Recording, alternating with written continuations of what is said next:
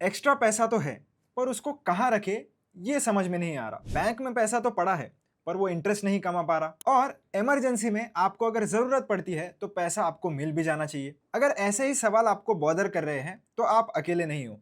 चलिए मिलकर इस क्वेश्चन का सोल्यूशन ढूंढते हैं। आज के वीडियो में हम काफी कुछ चीजें डिस्कस करेंगे, जहां पर मैं आपको ये बताऊंगा कि आप आपका एक्स्ट्रा कैश या इमरजेंसी फंड्स को कहां पर पार्क कर सकते हो।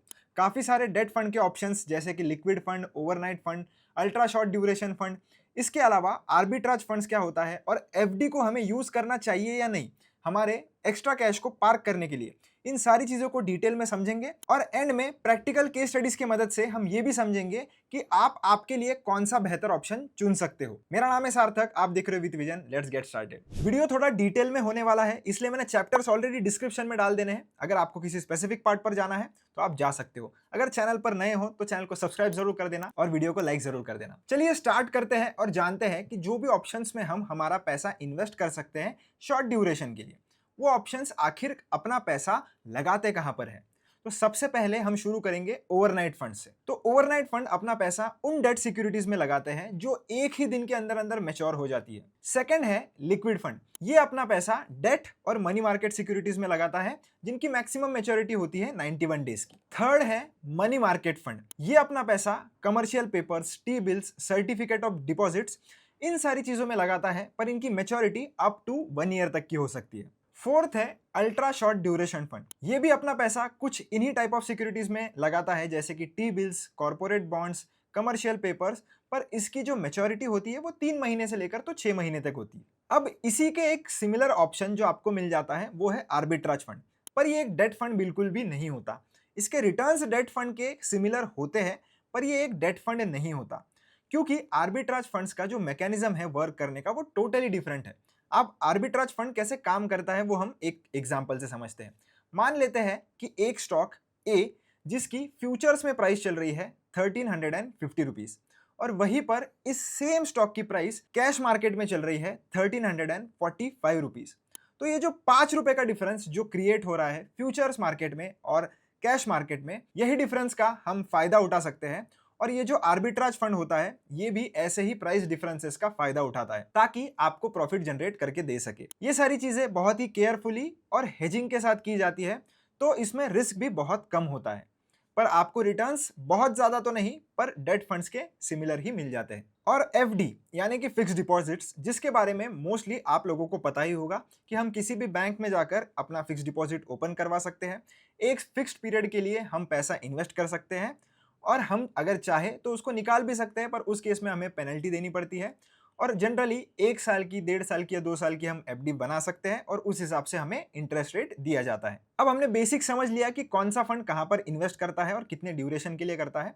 अब हम इन चीजों को कंपेयर करेंगे ताकि हम ये डिसाइड कर सके कि हमारे लिए कौन सा बेस्ट ऑप्शन है। तो चलिए कंपैरिजन देख लेते हैं। तो आप स्क्रीन पर देख ही सकते हो, ओवरनाइट फंड सबसे पहले हम कंसिडर करेंगे, जिसका मैंने एक्सपेंस रेशो भी आपके लिए कंसिडर किया है। ऑब्वियसली जो रिटर्न्स होते हैं उसमें एक्सपेंस रेशो ऑलरेडी कंसिडर किया हुआ होता है, बट जस्ट एक इन्फॉर्मेशन के लिए कि एक्सपेंस रेशो भी कैसे वेरी होता है।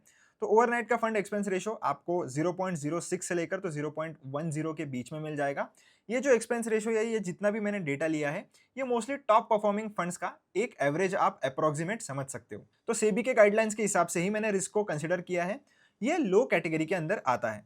आप 6 महीने में लगभग 3.3 से लेकर तो 3.4% के रिटर्न्स एक्सपेक्ट कर सकते हो, और 1 साल में 6 से लेकर तो 6.7% तक के रिटर्न्स आप एक्सपेक्ट कर सकते हो। पोस्ट टैक्स रिटर्न्स ऑब्वियसली सबके कम होंगे, तो हमेशा कोई भी रिटर्न्स अगर आप देख रहे हो तो पोस्ट टैक्स रिटर्न्स भी कैलकुलेट कर लेना, आप जिस भी टैक्स स्लैब में आते हो उस हिसाब से। टैक्सेशन इसका कैसे रहने वाला है? इसका taxation according to your slab rate होता है, इसमें कोई भी एसटीसीजी एलटीसीजी नहीं होता है। लिक्विड फंड की भी अगर हम बात करें तो एक्सपेंस रेशो 0.07 से लेकर तो 0.25 तक आपको देखने के लिए मिलेगा। इसमें रिस्क थोड़ी बढ़ जाती है, मॉडरेट टू मॉडरेटली लो होती है। 6 महीने में आप सिमिलर रिटर्न जितने ओवरनाइट फंड में थे एक्सपेक्ट कर सकते हो, 3.3 से लेकर तो 3.4 के बीच में, और 1 ईयर में 6.5 से लेकर तो 6.6% पर आप एक्सपेक्ट कर सकते हो। इसका भी सेम ही है, एसटीसीजी एलटीसीजी नहीं होता। जो भी इनकम होगा वो आपके इनकम में ऐड कर दिया जाएगा और as per your tax slab rate आपको टैक्स भरना पड़ेगा। अल्ट्रा शॉर्ट ड्यूरेशन फंड का एक्सपेंस रेशो 0.2 से लेकर तो 0.38 तक जा सकता है। मॉडरेट है, मॉडरेटली लो रिस्क के अंदर ये आता है। थोड़ा बेटर आप यहाँ पर रिटर्न्स एक्सपेक्ट कर सकते हो 3.8 से लेकर तो 3.9 के बीच में, और ईयरली 7.3 से लेकर तो 7.80 के बीच में आप रिटर्न को जो है कंसीडर कर सकते हो। सारे डेट फंड्स का टैक्सेशन सेम ही होता है, इनका जितना भी आप पैसा कमाओगे इसके थ्रू वो आपके इनकम में ऐड होगा और as per your tax slab ही टैक्स किया जाएगा। फोर्थ है मनी मार्केट फंड, जिसका एक्सपेंस रेशियो 0.15 से लेकर तो 0.25 के बीच में है। ये भी moderate to moderately low category के अंदर ही आता है। 3.6 से 3.8% के आप 6 महीने में रिटर्न्स एक्सपेक्ट कर सकते हो और एक साल में 7.7 से लेकर तो 7.9 के हिसाब से कर सकते हो। टैक्सेशन इसका भी सेम ही है। अब बात करते हैं आर्बिट्राज फंड की। तो आर्बिट्राज फंड में आपको एक्सपेंस रेशियो थोड़ा ज्यादा देखने के लिए मिलेगा, बट इसकी रिस्क अगर हम देखें तो वो लो कैटेगरी के अंदर आती है। एक्सपेक्टेड 6 महीने के रिटर्न 3.1 से लेकर तो 3.2 है और 1 ईयर रिटर्न है 6.2 से लेकर तो 7.3। अब इसका टैक्सेशन अलग होता है और यही इसको अलग बनाता है। इसका जो टैक्सेशन है ये इक्विटी कैटेगरी के अंदर जैसे टैक्स किया जाता है वैसे होता है। मतलब एक साल से पहले अगर आप इस फंड को बेचते हो तो वो एसटीसीजी के अंदर आ जाएगा। तो एसटीसीजी के हिसाब से अगर आप एक साल के पहले इस फंड को बेच देते हो तो 20% आपको देना पड़ेगा, और एक साल से ज्यादा अगर आप होल्ड करते हो तो ये एलटीसीजी के अंदर आएगा, यानी कि 12.5% अबव 1.25 लाख जो हमारी एग्जेम्पशन की लिमिट है। 1.25 लाख तक का अगर आपको गेन होता है, पर वो सारे गेन्स आपके मिलाकर होता है तो सिर्फ इस पर्टिकुलर फंड में नहीं, तो वो अगर 1.25 लाख के ऊपर अगर जा रहा है तो फिर 12.5% के हिसाब से जो भी एक्सीडेड अमाउंट होगी उस पर ही टैक्स देना पड़ेगा, और अगर 1.25 लाख के नीचे है तो आप एग्जेम्पशन क्लेम कर सकते हो। फिक्स डिपॉजिट की अगर हम बात करें तो रिस्क इसमें ऑलमोस्ट ना के बराबर ही होता है। 5 लाख तक की आपकी फिक्स डिपॉजिट इंश्योर्ड भी होती है, यानी कि प्रिंसिपल प्लस इंटरेस्ट अगर आपका 5 लाख के नीचे है तो वो इंश्योर्ड भी होता है। इंटरेस्ट रेट आपको लगभग 6 से लेकर तो 7 के बीच में मिल जाता है। अब डिपेंड करता है आप कौन से बैंक में एफडी करते हो उसके ऊपर। मैंने ऑलरेडी इसके ऊपर एक वीडियो बनाकर रखा है डिटेल में, जहां पर मैंने बहुत सारे बैंक्स में आपको कितना इंटरेस्ट रेट मिलेगा ये कवर किया है। आपको चाहिए तो वो आप जरूर चेकआउट कर सकते हो। पर यहाँ पर भी एक कैच है, जो इसका इंटरेस्ट होता है वो आपके इनकम में ऐड कर दिया जाएगा और उसी हिसाब से जो कि आपके स्लैब है आपको टैक्स देना पड़ता है। पर ध्यान रखना, यहाँ पर अगर 40,000 के ऊपर आपकी इनकम चले जाती है इंटरेस्ट से तो वहां पर आपको एक्स्ट्रा टीडीएस भी देना पड़ता है 10% का। तो ये सारी कैलकुलेशंस को आपको जरूर कंसिडर करना है जब भी आप अपने लिए कौन सा सही रहेगा ये चुनोगे। अब मैं शॉर्ट में आपको बता देता हूं कि कौन सा ऑप्शन आपको कब चूज करना है। तो ओवरनाइट फंड अगर आप एक दिन से लेकर तो एक वीक के लिए अपने फंड्स पार्क करना चाहते हो तो यूज कर सकते हो। लिक्विड फंड मोस्टली अगर आप 3 से 6 महीनों के लिए इन्वेस्ट कर रहे हो तो यूज कर सकते हो। अल्ट्रा शॉर्ट ड्यूरेशन फंड भी ठीक वैसे ही है, 3 से 6 महीने 9 महीने के लिए आप इसे यूज कर सकते हो। मनी मार्केट फंड्स को आप अगर थोड़ा ज्यादा टाइम के लिए इन्वेस्ट करना चाहते हो, जैसे 6 महीना 12 महीना 15 महीना, तो आप मनी मार्केट फंड्स को जो है वो यूज कर सकते हो। और आर्बिट्राज फंड को मोस्टली अगर आप एक साल से ऊपर इन्वेस्ट करने का सोच रहे हो तो उस केस में आप इसे यूज कर सकते हो। अब हमने थ्योरी तो समझ ली, अब चलते हैं और देखते हैं कुछ प्रैक्टिकल केसेस के बारे में, जहां पर हम ये समझ पाएंगे कि हमारे लिए हम कैसे एक प्लान डिजाइन कर सकते हैं। आप ये समझिए कि सोचना कैसे है, क्योंकि पर्टिकुलरली हर एक पर्सन अलग होता है, उसकी नीड्स अलग होती है, उसका सिचुएशन अलग हो सकता है। इसीलिए आपको ये समझना पड़ेगा कि आपको क्या चाहिए और उसी हिसाब से आप फिर डिसीजन ले सकते हो। सबसे पहला एग्जांपल हम लेने वाले हैं अभिषेक का, जो कि एक बहुत ही मतलब समझ लो आप 23 से लेकर तो 25 के बीच में एक लड़का है जिसने अभी अभी इनकम शुरू की है। तो वो एक सैलरीड इंडिविजुअल है और उसको एक इमरजेंसी फंड बनाना है। अब उसमें अलग अलग लोगों का अलग अलग सिचुएशन हो सकता है।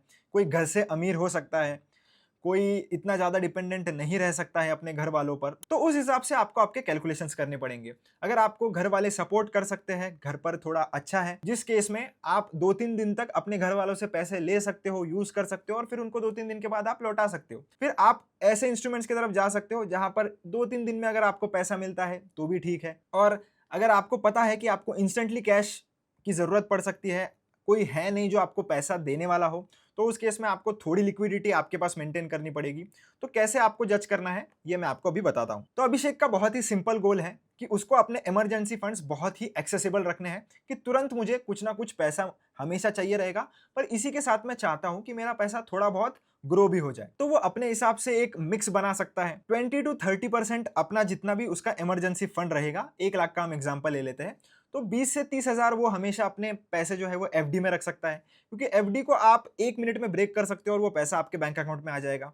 अब इमरजेंसी के टाइम पे 20-30,000 अगर आपके पास हो तो अच्छी बात है। अगर बहुत ही बड़ी अमाउंट की जरूरत पड़ जाती है तो वो आप अरेंज कर सकते हो, पर अगर कुछ 20-30 हज़ार है वो आपको हमेशा एक्सेसिबल रखने चाहिए, क्योंकि इमरजेंसी में यही पैसा आपको काम आएगा। लिक्विड फंड में मोस्टली आपको आपका पैसा एक दिन के अंदर, एक वर्किंग डे के अंदर मिल जाता है, तो आप 60 टू 70% जो अपना पैसा है वो लिक्विड फंड्स में रख सकते हो। एक टाइप ऑफ आपको पता है कि हाँ इतना पैसा मुझे नहीं लगने वाला है, तो थोड़ा बहुत एलोकेशन आप आर्बिट्राज में डाल सकते हो। तो ऐसा आप एक मिक्स पोर्टफोलियो बना सकते हो आपके हिसाब से। अब जो सेकंड केस है वो हम लेने वाले हैं स्नेहा जी की, जो एक शॉर्ट टर्म प्लानर है। मतलब उनको अपने जो शॉर्ट टर्म गोल्स है, जैसे कि उन्हें कहीं घूमने जाना है, कोई एक प्रीमियम सी चीज खरीदनी है, कोई आईफोन खरीदना होगा, कोई अगर एक गैजेट खरीदना होगा, लैपटॉप खरीदना होगा, तो ये जो शॉर्ट टर्म गोल है जो उनको आने वाले 6 से 12 महीनों के बीच में उनको पता है कि उनको इन पैसों की जरूरत पड़ सकती है। तो उस टाइम में सेम ऑब्वियसली अगर आपकी नीड, आपको पता है कि ये पैसा शायद आपको 2-3 महीने भी लग जाए, तो उस केस में आप वो थोड़ा एलोकेशन एफडी में रख सकते हो। क्योंकि इमरजेंसी फंड्स की जब बात आती है ना, तो आपको एक बात समझना है कि इमरजेंसी फंड्स का काम है कि आपको समय पर वो मिलने चाहिए, ना कि आप रिटर्न्स के चक्कर में उन्हें ऐसे फंड्स में रख दो जहां पर आपको वो मिलने में ही 1 से 2 दिन का समय लग जाए और उतना टाइम आपके पास नहीं है। तो हमेशा थोड़ा पैसा उतना एक्सेसिबल आपको रखना है कि आपको जब भी जरूरत पड़े आप निकाल सको। हर बार रिटर्न्स को चेज नहीं करना है, जब जरूरत हो तब पैसा नहीं होगा तो ये रिटर्न्स का क्या करोगे। तो उस हिसाब से अपने कैलकुलेशंस को कंसिडर आप कर लेना। फिर 60% आप अल्ट्रा शॉर्ट टर्म में रख सकते हो, जहां पर 6 से 12 महीनों के लिए ये फंड सही रहता है, या मनी मार्केट फंड्स भी आप यूज कर सकते हो। अगर इस सिचुएशन में हो तो अपना पोर्टफोलियो बना सकते हो। नेक्स्ट है अमित, जो कि एक एंटरप्रेन्योर है या बिजनेसमैन है, जिसको पता है कि 1 साल तक तो मोस्टली 80% चांस है कि 1 साल तक तो मुझे ये पैसा नहीं लगने वाला है। तो उसने एक एक्स्ट्रा कैश इमरजेंसी के लिए, जो उसके बिजनेस के लिए उसको काम में आ सकता है, इसलिए उसने एक साइड में पैसा जो है वो निकाल कर रखा है। तो अब उसका क्लियर है कि 1 साल तक तो उसको पैसा नहीं लगने वाला है, और मोस्टली ये उसका इमरजेंसी फंड भी नहीं है। तो उसको बस ये पैसा अगर लगता है तो वो यूज करेगा, तो उसने एक्सेसिबल रखा है। तो ऐसे केस में आप एग्रेसिवली 70 टू 80% आर्बिट्राज फंड्स में डाल सकते हो, बाकी का 20-30 फिर मनी मार्केट में, लिक्विड फंड्स में, जैसे भी आपकी नीड है आप डिस्ट्रीब्यूट कर सकते हो। तो आपको आपकी सिचुएशन समझनी है और उस हिसाब से ही आपको फंड चूज करना है। तो होप दोस्तों आपको समझ में आ गया होगा कि कैसे हमें प्रैक्टिकली अपना पोर्टफोलियो बनाना है। हर एक इंसान अलग होता है, तो मैं स्पेसिफिकली एक ही चीज रामबाण है ऐसे तो नहीं बोल सकता। अलग अलग चीजें आपको आपके हिसाब से करनी ही पड़ेगी। आपको थोड़ा अपने सिचुएशन को समझना ही पड़ेगा। और टैक्सेशन बहुत ही इंपॉर्टेंट होता है, तो प्लीज जब भी पोर्टफोलियो कंस्ट्रक्ट करो तो टैक्सेशन को भी कंसीडर करना, ब्लाइंडली मत करना। और ये जो भी इन्वेस्टमेंट के ऑप्शंस मैंने आपको बताए, ये अगर इमरजेंसी फंड्स के लिए आप यूज कर रहे हो या चाहे शॉर्ट टर्म गोल्स के लिए यूज कर रहे हो, ध्यान रखना इमरजेंसी फंड्स को आप हमेशा एक्सेसिबल फंड्स में ही इन्वेस्ट करना। जब भी आप इन्वेस्ट कर रहे हो ये देख लेना कि रिडीम्पशन टाइम उनका कितना है। अगर वो 1 दिन के अंदर है तो ही फिर इमरजेंसी फंड्स वहां पर रखना का सेंस बनता है। अगर 2 या 3 वर्किंग डे लगेंगे तब तक शायद आपको वो पैसों की जरूरत पड़ जाए, तो फिर उन ऑप्शंस को आप अवॉइड कर सकते हो इमरजेंसी फंड्स के लिए। पर अगर आपको ज्यादा टाइम के लिए इन्वेस्ट करना है, थोड़ा एक्स्ट्रा रिटर्न बनाना है, तो फिर जो रिडीम्पशन का टाइम है वो अगर ज्यादा है तो वहां पर हम थोड़ा बहुत एडजस्ट भी कर सकते हैं। होप आपको ये वीडियो पसंद आया होगा। वीडियो पसंद आया हो तो चैनल को लाइक शेयर सब्सक्राइब जरूर से कर देना। मिलता हूं नेक्स्ट वीडियो में। Till then keep learning, keep